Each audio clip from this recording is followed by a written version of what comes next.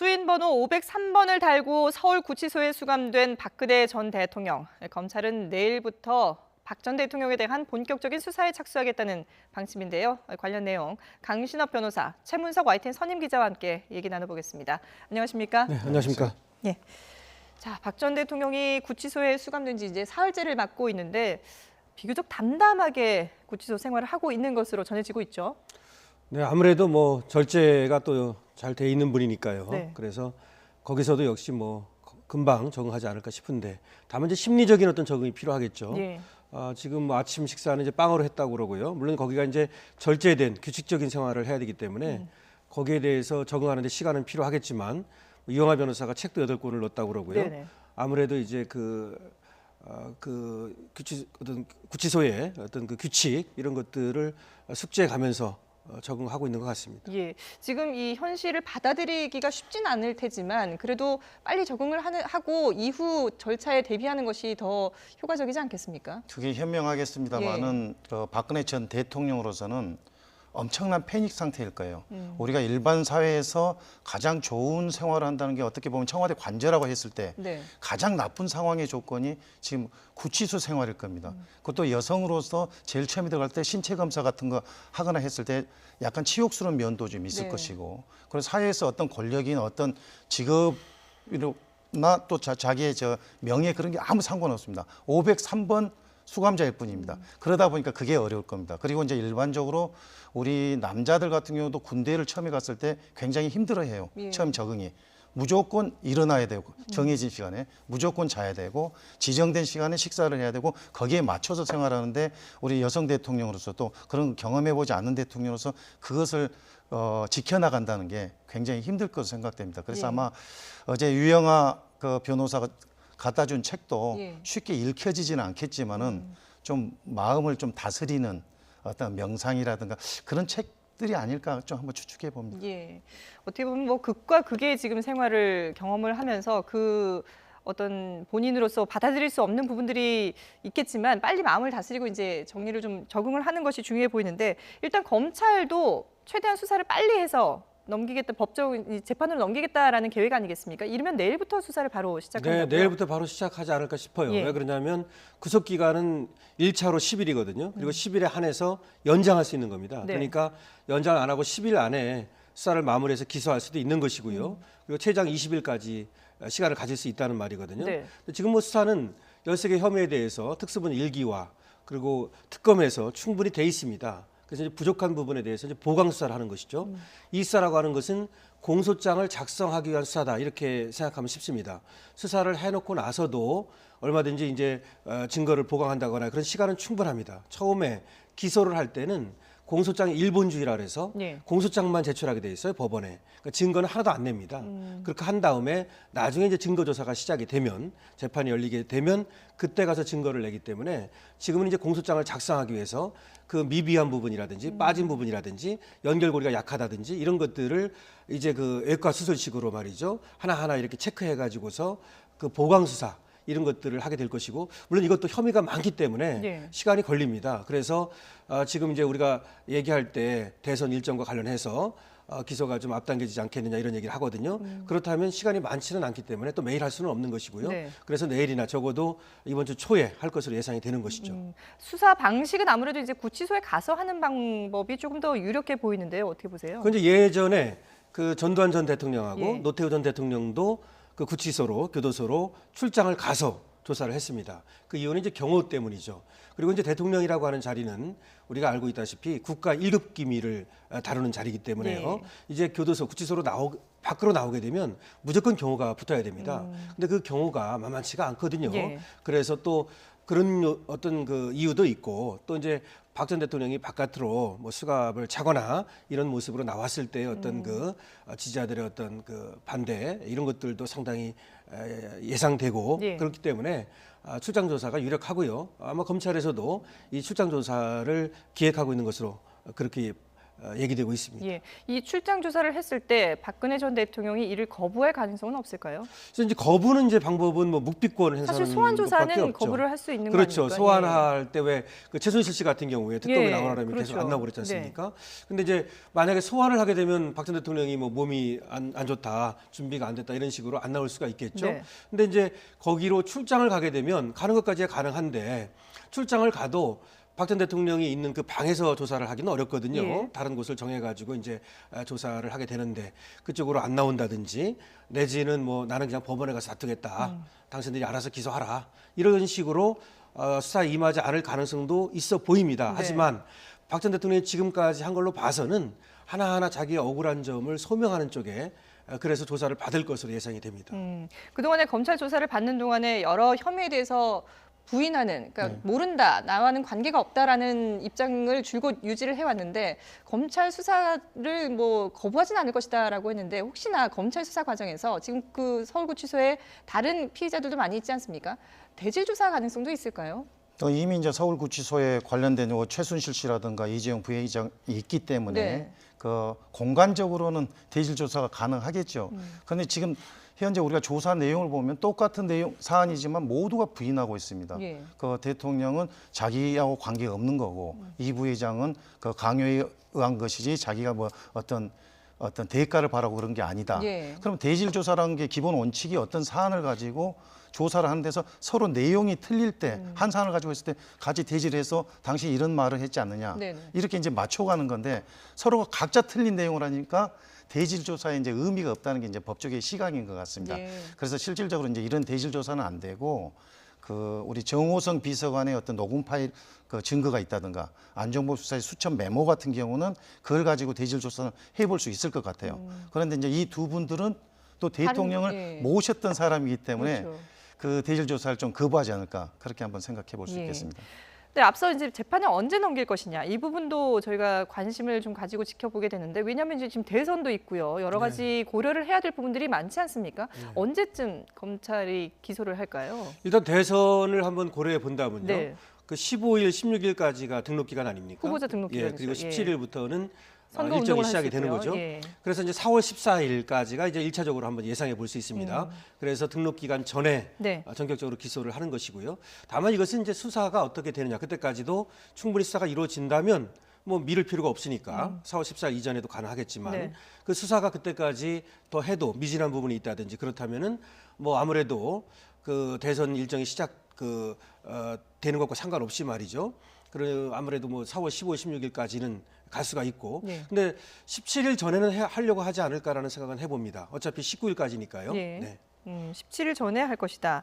근데 지금 혐의를 받고 있는 부분이 13가지 아닙니까? 네. 그런 내용이 상당히 방대하기 때문에 지금 앞서서 이제 뭐 보강 수사를 할 것이다. 다른 기업들에 대한 수사도 지금 검찰이 하고 있고요. 네. 또 뭐 추가로 수사를 계속해 나간다면 여기에 대해서 추가로 혐의를 더 적용할 가능성도 있을까요? 지금 이제 해야 될 부분이 대기업 SK, 롯데, CJ 부분은 어쩔 수 없이 해야 됩니다. 예. 그 부분은 지금까지도 해왔고 실제로 박 전 대통령을 불러서 대면 조사를 하기 전에도 최태원 SK그룹 회장이라든가 그다음에 롯데면세점 대표 여기도 불러서 조사를 했거든요. 했죠. 그래서 이 부분은 이제 분명히 조사를 할 겁니다. 그리고 이제 또 하나는 이 블랙리스트 부분이라든지 직권 남용과 관련해서 말이죠. 우병우 전 민정수석과의 관계도 조사하지 않을 수가 없을 겁니다. 네. 그래서 우병우 전 민정수석에 대한 소환 조사도 임박한 것으로 이번 주에는 이제 되지 않겠느냐 이렇게 얘기가 되고 있거든요. 네. 그러면 이제 우병우 전 민정수석을 조사한다면 그와 같이 박 전 대통령에 대한 조사도 함께 이루어지겠죠. 그러니까 SK나 롯데 이 부분도 나머지 대기업 삼성을 제외한 이 부분의 뇌물죄 부분도 같이 수사가 될 겁니다. 그래서 만약에 이제 박 전 대통령을 조사하게 되면 먼저 이 대기업 뇌물죄 그리고 우병우 전 민정수석과 관련해서 이 직권남용 부분 이 부분을 먼저 조사하겠죠. 그러면 이런 부분을 조사를 할 때 혹시나 그동안에는 계속 줄곧 이제 부인을 해왔지만 박 전 대통령이 구치소에서 이제 독방 생활을 하면서 뭔가 좀 심경의 변화를 일으킬 가능성도 있지 않겠느냐. 일각에서는 또 이렇게 추정도 해보거든요. 그 가능성 어떻게 보세요? 충분히 이제 구속되고 혼자 생각을 해야 될 게 많다고 했을 때는 네. 여러 가지 심경 변화가 있을 수 있겠습니다. 그러면 이제 대통령 입장에서는 헌법재판소에서 탄핵 결정이 있었고 예. 또 여기에 구속까지 있었을 때 자기는 탄핵이 될 거로 생각을 하지 않았다는 거잖아요. 예, 구속영장 청구도 또 예상을 구속영장 못했다는 청구도 거죠. 예상을 못했는데 왜 이렇게 됐을까? 이제 이런 여러 가지 생각을 해봤겠죠. 그러면 그 사이에 이제 또 변호인이 와서 접견했을 때 이런 얘기들을 했을 때는 그러면은 부인할 수 없는 혐의 같은 경우는 인정을 하고 가자. 그렇게 됐을 때는 그런 일부적인 데서는 인정을 하고 네. 이렇게 갈 수 있지 않을까? 그렇게도 생각해 볼 수 있을 것 같아요. 일부는 부인할 수 인정할 없는 것이다. 혐의에 대해서는 예. 인정을 한다는 거죠. 그런데 이런 상황 인식이 잘못됐던 그 부분에 대해서 박근혜 전 대통령의 주변 그 변호인단에 문제가 있다라고 또 문제 제기를 하는 부분들도 있거든요. 그래서 박지만 남동생인 박지만 회장이 변호인단을 바꾸겠다 이런 얘기도 하지 않았습니까? 네, 그렇습니다. 이제 박지만 그 회장의 입장에서는 박근혜 전 대통령의 유일한 남자 동생입니다. 네. 그리고 옥 뒷바라지를 하겠다는 얘기도 했고 그런 형태에서는 자기 누나에 대해서 이렇게까지 잘못된 것에 대해서 변호인단에 대한 잘못된 생각을 해볼 수 있어요. 왜 이 사람들이 이렇게 했는가 예. 했을 것이고 그러면 헌법재판 탄핵 과정에서는 일부 변호인들이 헌법재판관에게까지 모욕적인 언사를 했던 경우 그런 경우는 재판 과정에 별로 이롭지 않은 행위도 그렇죠. 했을 것이고 그리고 이제 일반 그 구속영장 발부 과정에서도 제대로 그 줄곧 부인하라고만 했다는 거 그 점이 더 증거인멸 우려가 있어서 법원에서 영장을 발부했다. 그럼 뭐가 잘못되지 않았냐 예. 이렇게 생각해서 이렇게 바꿔볼 수 있을 것 같습니다.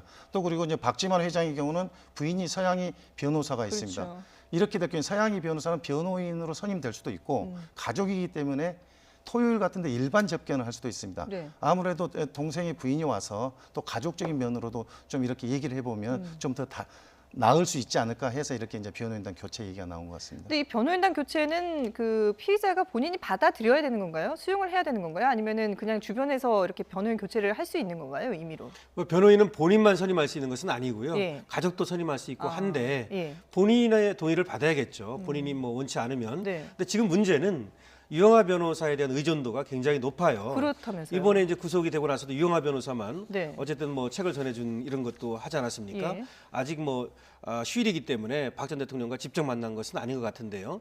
하지만 뭐 구속 전에도 그 준비를 하면서 계속해서 유영하 변호사만 드나들었거든요.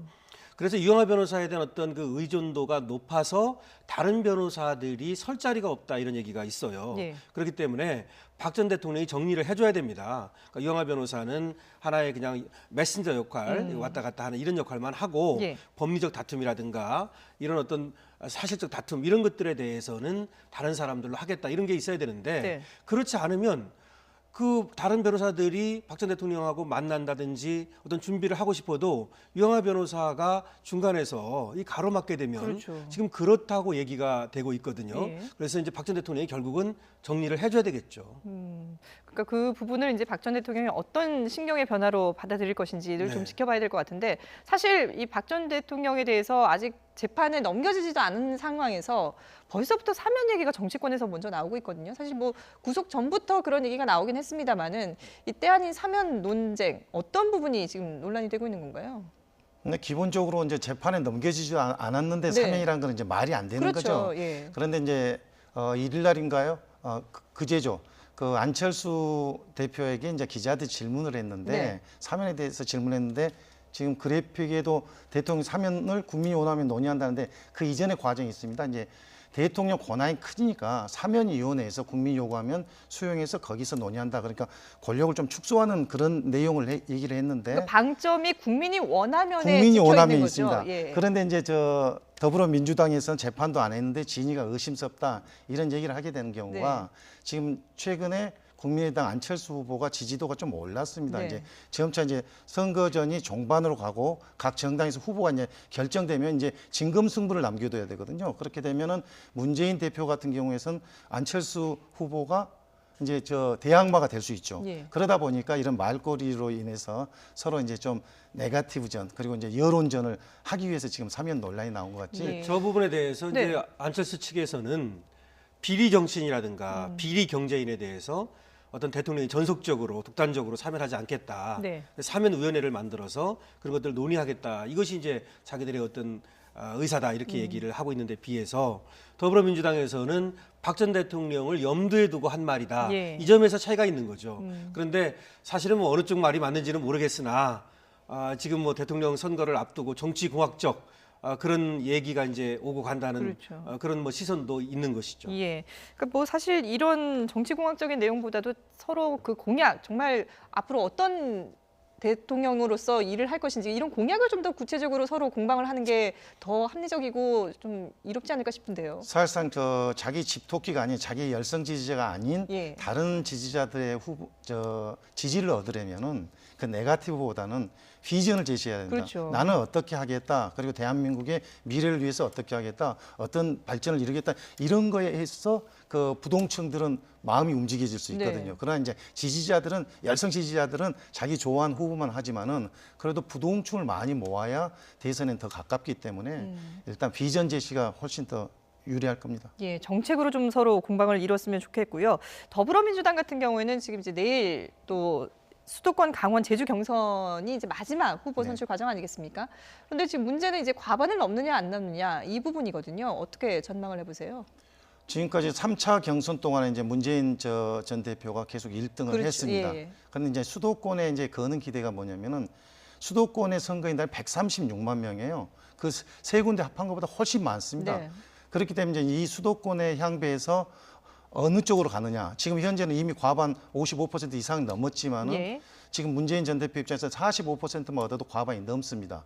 그러면 이제 후발 주자인 안희정 지사와 그 이재명 시장의 경우는 이번은 수도권 다르다. 일반적으로 그 당원들이 아닌 일반인들이 투표를 많이 하다 보면 자기 쪽으로 지지가 좀 많을 거다. 그런 생각을 해볼 수 있고 네. 그러다 보니까 어제 안희정 지사는 홍대 쪽에 가서 젊은 층들하고도 얘기도 해보고 서로 이제 표 모으는데 총력전을 지금 기울일 것으로 보입니다. 예.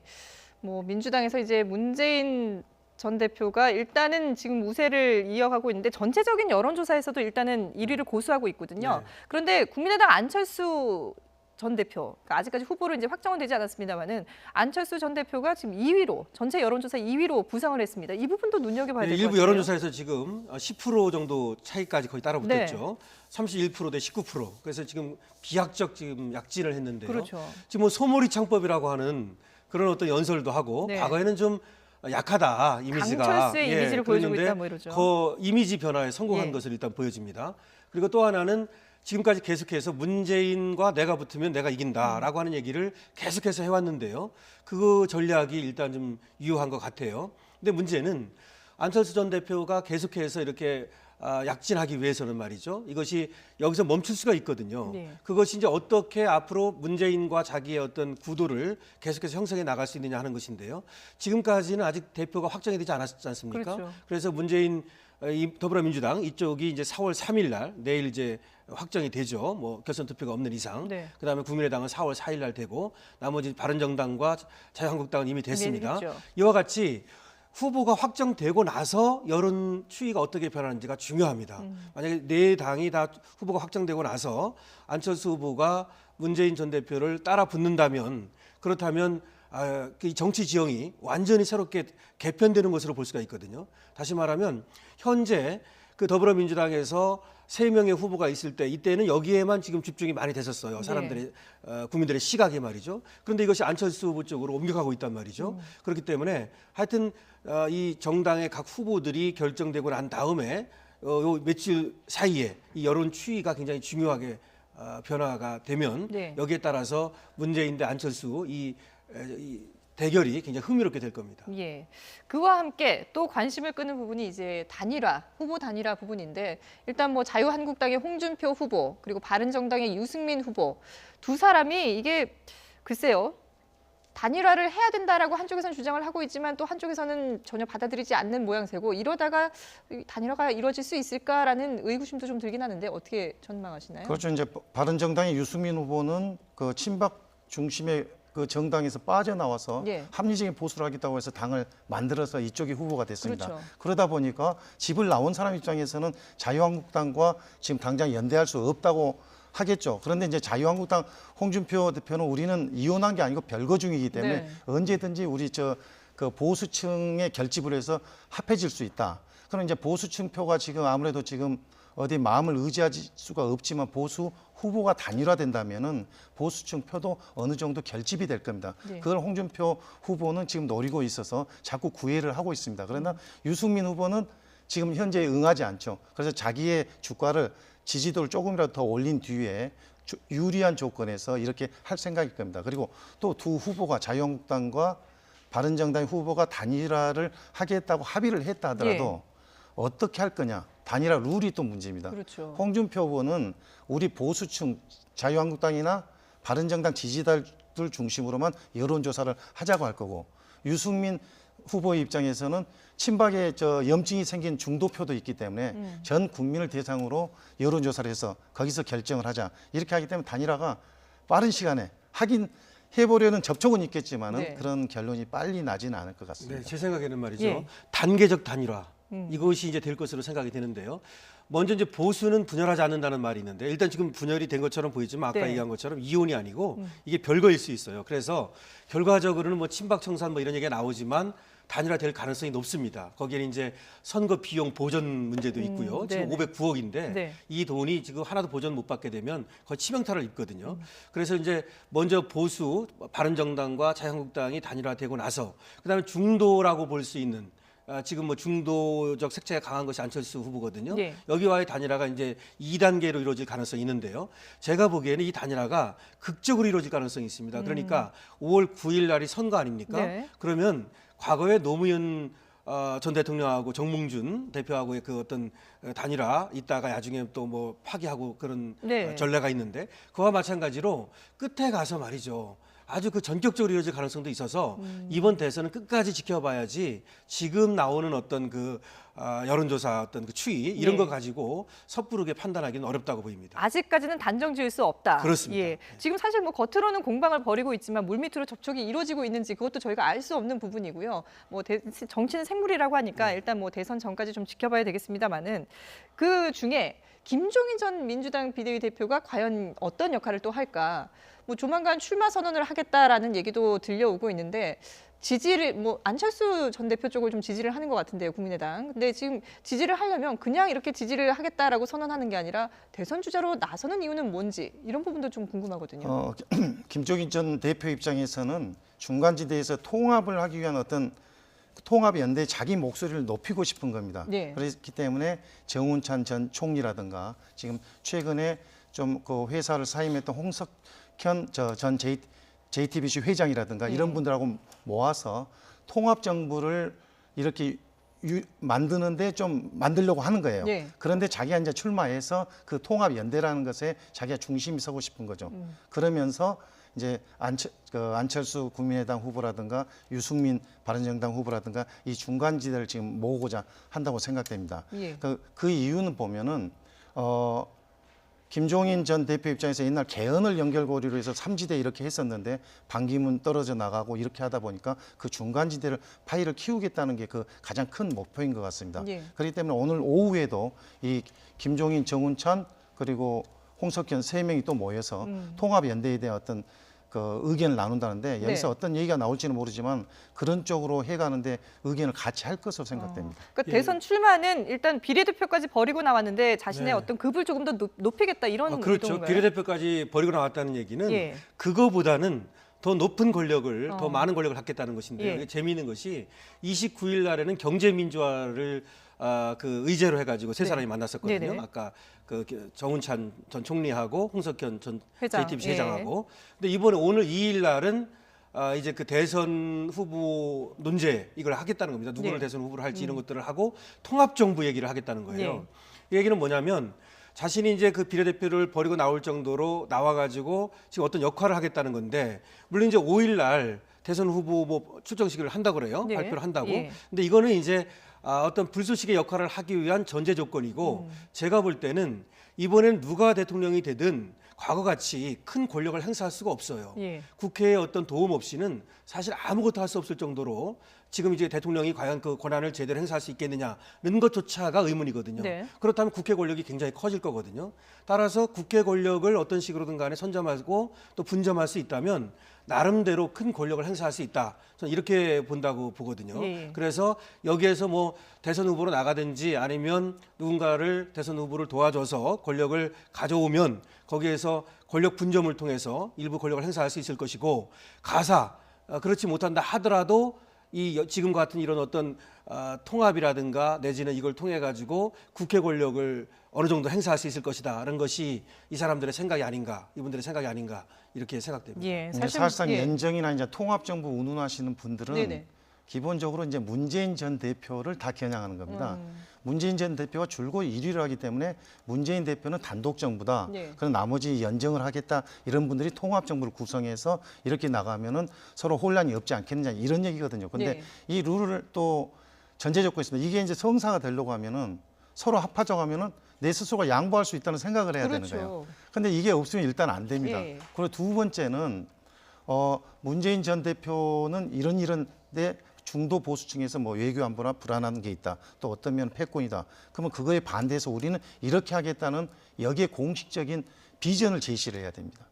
근데 이제 이런 게 통합이 됐고 목표가 같아야 되는데 예. 그렇지 않을 사실 경우는 이념과 사상이 다 다르지 않습니까? 서로가 뿌리가 예. 다르기 때문에 이게 쉽지만 않아요. 예. 그러나 이제 이게 아마 선거가 가까워지면서 계속 좀 더 말들이 나올 겁니다. 이제 국민의당 그 대표인 그 박지원 대표도 3단계 연정론을 해서 샐러드 연정이라는 걸 만들어서 각자 있는 곳에서 자기 음식 만들고 합해져서 연정한다. 새로운 용어들이 예. 계속 나오는군요. 이런 단계를 이제 밟겠다는 생각하시는 분들이 많기 때문에 예. 그런 데서 물밑 작업도 있고 그런 데서 이제 문재인 현재 지지도 1위인 문재인 대표를 좀 견제하는 그런 세력들을 만들고자 하는 노력이 계속 있을 것 같습니다. 그리고 예. 이제 공동정부론인데요. 네. 다 갖지 못하면 조금이라도 이제 나눠 갖기라도 하자 이런 얘기인데 그래서 이제 다 갖는 쪽을 택할 것인지 네. 아니면 조금이라도 나눠 갖는 쪽을 택할 것인지 그게 이제 앞으로 두고 볼 일이죠. 예, 알겠습니다. 대선 날짜는 점점 다가오는데 각 당과 각 대선 주자들의 머릿속도 상당히 복잡할 것 같습니다. 지금까지 강신업 변호사, 최문석 YTN 선임 기자와 함께 얘기 나눠봤습니다. 잘 들었습니다.